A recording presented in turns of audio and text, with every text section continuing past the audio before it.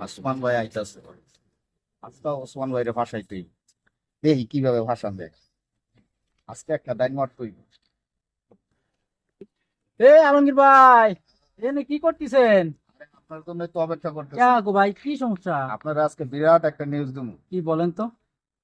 ওই যে দেখতেছেন একটা বাড়ি, হ্যাঁ, হ্যাঁ, হ্যাঁ, হ্যাঁ।